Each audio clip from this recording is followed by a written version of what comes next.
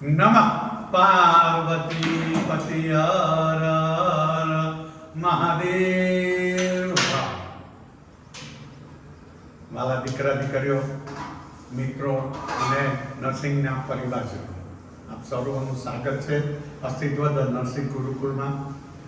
કાલ લઈને પરમ દિવસે એટલે કે 9 તારીખે તમારી એક્ઝામ તમે દેવા જશો. તમારા ભવિષ્યને સલામત કરવા માટે, તમારા અસ્તિત્વને ઉજાગર કરવા માટે 1903 જગ્યાની જે જાહેરાત છે એની પરીક્ષા રાખવામાં આવી છે અને એક જ દિવસમાં પહેલા નર્સિંગ અને ત્યારબાદ ગુજરાતીનું પેપર રાખવામાં આવેલું છે.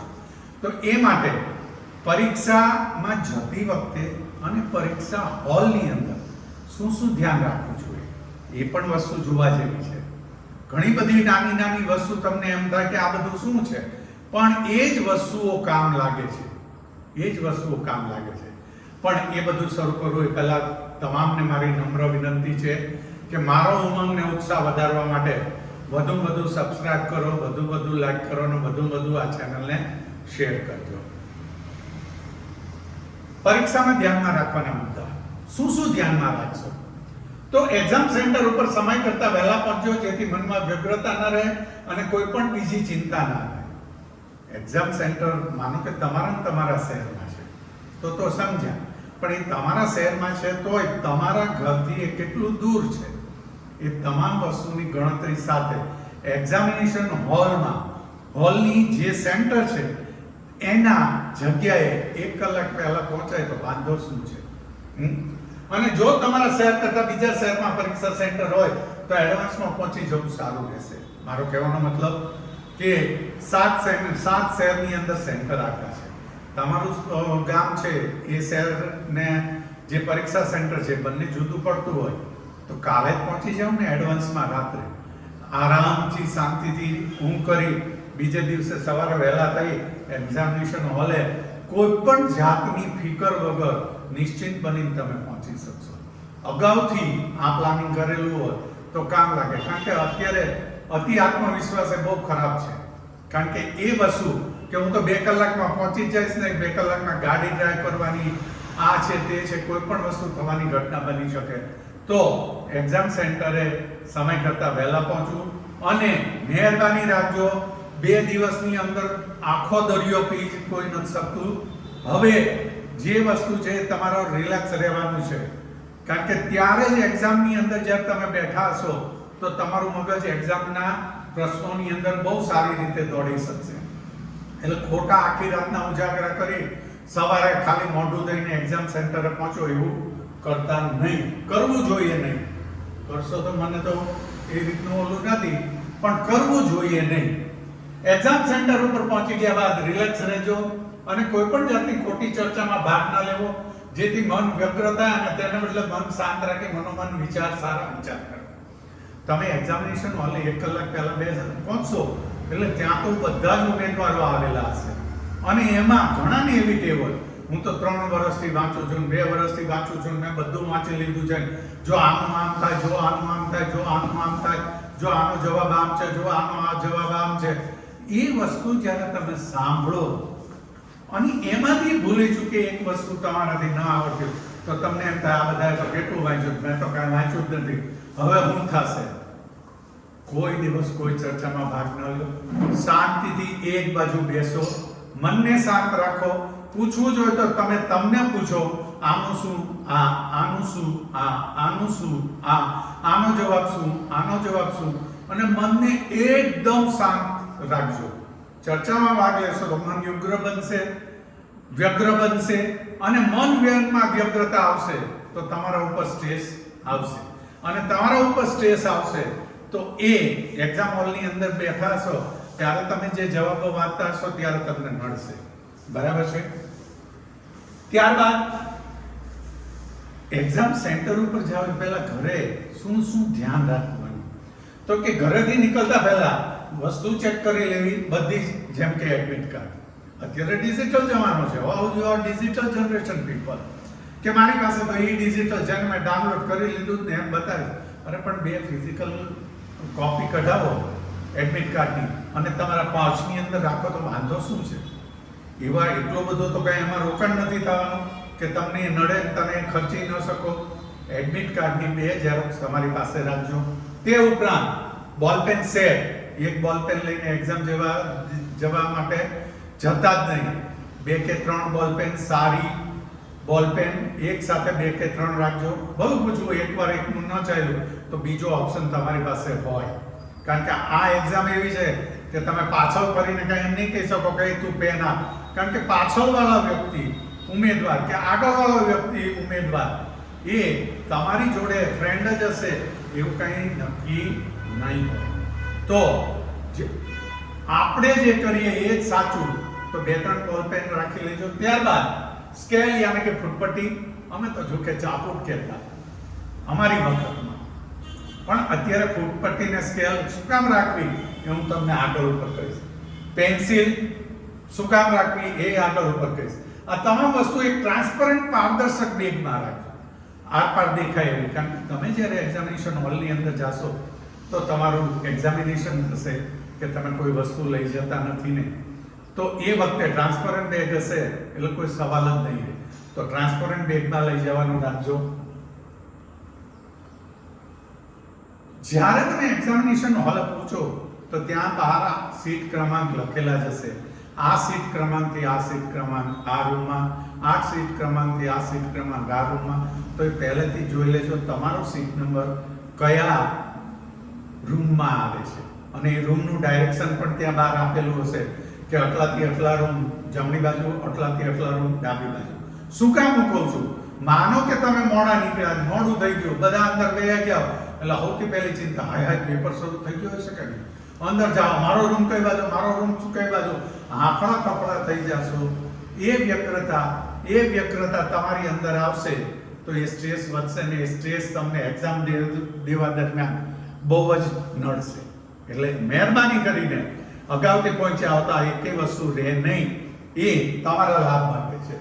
ત્યારબાદ જે હોલની અંદર છે એ હોલને પાકો કરી લો, ત્યાં પહોંચો, શાંતિથી તમારો સીટ નંબર કઈ બેન્ચ ઉપર લખેલો છે એ બેન્ચ ઉપર જાઓ અને એ બેન્ચ ઉપર બેસો. બેસતા સાથે તમે ડેસ્ક ચેક કરો. ઘણીવાર શું છે, આમાં હલબલતી હોય એવું પણ બની શકે, ઘણીવાર આગળની બેન્ચ તૂટલી હોય એવું પણ બની શકે. જો એવું હોય તો ત્યાં વ્યવસ્થાપકો હોય જ છે, તમે એને કહીને એ વસ્તુનું ધ્યાન દોરી પરીક્ષા પહેલા એ બધી વસ્તુની વ્યવસ્થા કરી શકો.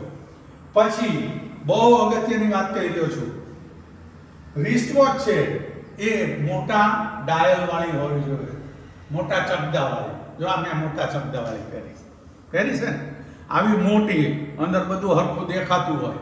કારણ શું કામ એ આગળ ઉપર કહીશ, બરાબર છે. અને જ્યારે તમે તમારા સીટ નંબર ઉપર બેસો એટલે ઘડિયાળને આ રીતે કાઢી તમારા નજરની સામે ડેસ્ક ઉપર મૂકજો. શું કામ એ હું તમને આગળ ઉપર કહું છું, કારણ કે આ વખતે ઘડિયાળની જરૂર છે. બહુ જ સાચી વાત છે, કહું છું. બોલપેનને ચેક કરી લીધી છે, બધું જ મટીરિયલ ડેસ્ક ઉપર ગોઠવી દેજો જેથી આગળ ઉપર કઈ તકલીફ ન પડે. હવે પહેલી જ વસ્તુ કહી દઉં, જે પહેલી વાર એક્ઝામ દેવા જતા હો, 100 માર્કની એક્ઝામ તમે અસંખ્ય તમે આપી જ છે, તમારા જીએનએમ કોર્સમાં આપી છે, તમારા બીએસસી કોર્સમાં આપી છે, 100 માર્કના પેપર દીધા છે. પણ એ પેપર અને આ પેપર વચ્ચે અંતર છે, 360 ડિગ્રીનો અંતર છે. આમાં તમારી પાસે 4 ઓપ્શન છે, 4 ઓપ્શનમાંથી એક ઓપ્શન સિલેક્ટ કરવાનો છે. અને જીએનએમ બીએસસીમાં દીધી એમાં 20 માર્કના ક્વેશ્ચન આવતા, 12 માર્કના આવતા, ટૂંક નોંધ, શોર્ટ નોટ્સ આવતી 5-5, 6-6 માર્કની, ડેફિનેશન આવતી 2-2 માર્કની. આમાં એવું કશું જ છે નહીં. એટલે શું કામ, એ આખી રમત છે, આ એમસીક્યુ એક્ઝામ છે, બરાબર છે. હવે ઘડિયાળ અને એના સમય સાથે તમારે શું સંબંધ છે? Time duration is 2 hours means 120 minute. 120 minute તમારા ભાગે છે, 100 માર્ક છે, 100 ક્વેશ્ચન છે, 120 મિનિટ તમારા હાથમાં છે. જો એને 100 માર્ક સાથે સાંકળીએ તો એક ક્વેશ્ચનના 1 મિનિટ ને 12 સેકન્ડ મળશે. એક ક્વેશ્ચન માટે 1 મિનિટ ને 12 સેકન્ડ મળશે. ઘણીવાર શું થાય, આપણું પહેલેથી જ તે રિફ્લેક્સિસ એવા ડેવલપ થયા હોય, પ્રશ્ન જે આવડતો હોય એની પાછળ કેટલું સમય બગાડીએ અને પછી આગળ ઉપરનું રહી જાય. એવું જ અહીંયા છે, માત્ર 1 મિનિટ ને 12 સેકન્ડ. તમે જોવું હોય તો અત્યારે જોઈ શકશો આ રીલ જોઈને કે 1 મિનિટ થતાં કેટલી વાર લાગે છે. એ 1 મિનિટમાં તમે પ્રશ્ન વાંચવાનો છે, પ્રશ્ન સમજવાનો છે, શું સવાલ પૂછ્યો છે અને એનો શું જવાબ માંગ્યો છે, અને એ જવાબ તમારે 4 ઓપ્શન છે એમાંથી સર્ચ આઉટ કરીને કરવાનો છે. આટલી આખી પ્રોસિજર માટે 1 મિનિટ ને 12 સેકન્ડ છે તમારી પાસે. બરાબર છે? તો keep this matter in your mind very clearly. આમ તમારા મગજની અંદર સંપૂર્ણ બેસાડી દો. સામે ઘડિયાળ પડી હશે તો તમને ખ્યાલ આવશે કે હજી તો આટલા જ ક્વેશ્ચન છે અને આટલો ટાઈમ જતો રહ્યો. મેં તમને કીધું કે ઘડિયાળ સામે જ રાખો, એનું કારણ આ છે કે હજી આટલા જ ક્વેશ્ચન પહોંચ્યો, આટલો ટાઈમ થઈ ગયો, હવે તો આટલો જ ટાઈમ બાકી રહ્યો, અને જે હાંફળા ફાફડા બનશો એમાં તમે ભૂલ કરવાની સંભાવના છે. બરાબર છે?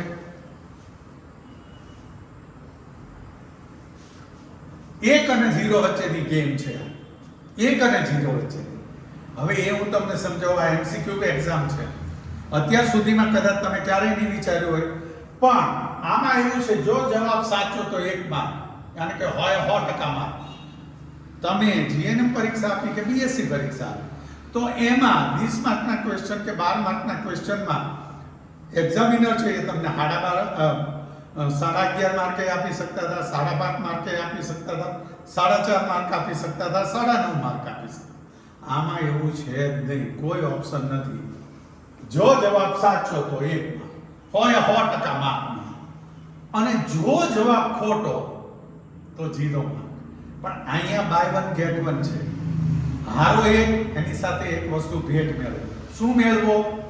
જે 0 માર્ક નથી આવતો તમારે આવે છે -0.25 માર્ક. સાચા મેળવેલ માર્કમાંથી કટ થશે.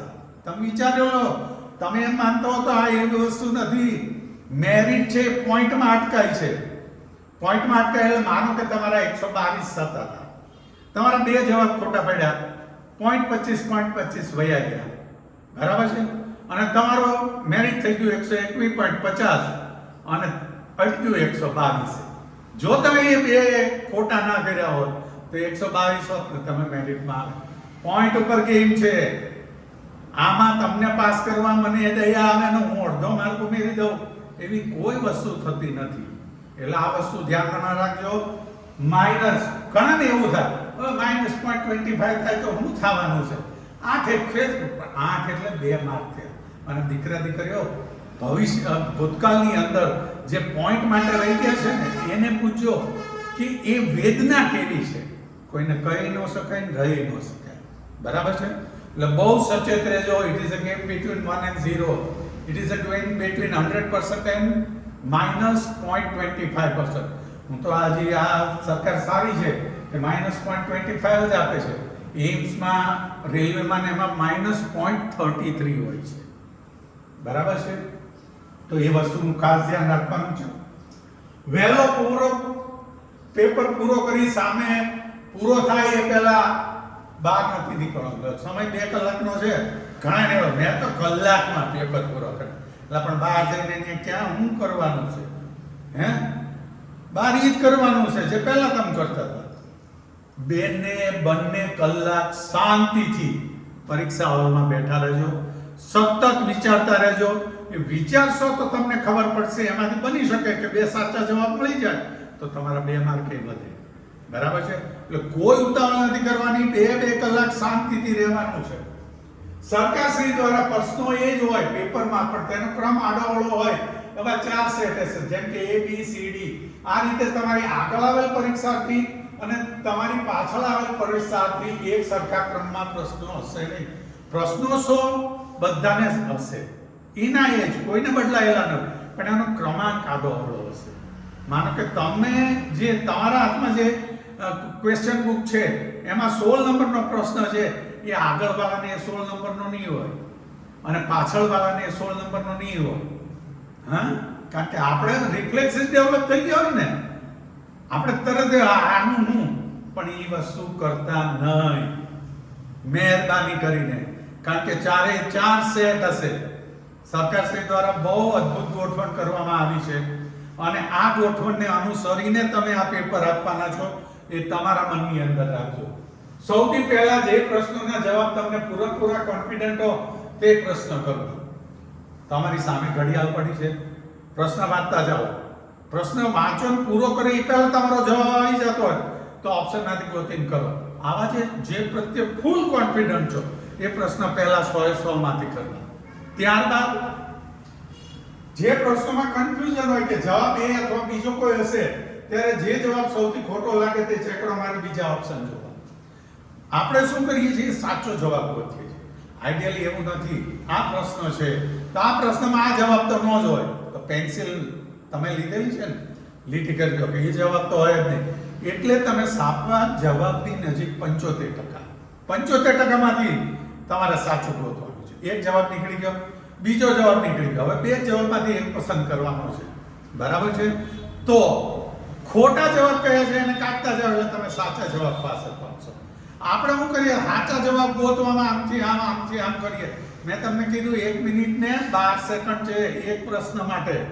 બરાબર છે? એક પ્રશ્ન માટે 1 મિનિટ ને 12 સેકન્ડ છે. તો એ તમે જોતા રહેજો. મિત્રો, પરીક્ષા ભવિષ્ય તમારું છે અને તમારે જ આ વસ્તુ કરવાની છે. આગળ ઉપર 9 તારીખે તો પરીક્ષા પૂરી થઈ જશે. એ પછી શું? તો સૌથી પહેલી ભૂલ તમારી સુધારવાની છે, પણ હું અત્યારે કંઈ નહીં કહું. અત્યારે તો મારા દીકરા દીકરીઓને આ 1903 માં સફળતા મેળવી, મેરિટમાં આવી અને સરકારી નોકરી મેળવે અને સરકારી નોકરીનો ઓર્ડર માતા પિતા જોવે ને એ જે હાસ્ય છે ને એ તમારા જીવનની તમે માતા પિતાને આપેલી અનમોલ ગિફ્ટ છે. તો એની માટે તમારા બધાએ શું ધ્યાનમાં રાખવું એનું મેં પૂરેપૂરું વર્ણન કર્યું છે.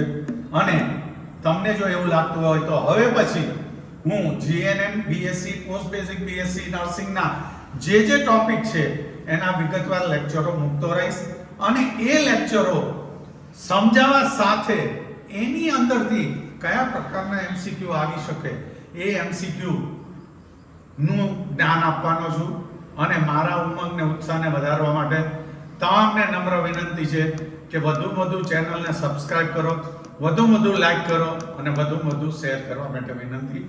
આપ સર્વોને મારા મહાદેવ મેરિટમાં સફળતા અપાવે તેવી હાર્દિક શુભકામના સાથે હર હર મહાદેવ.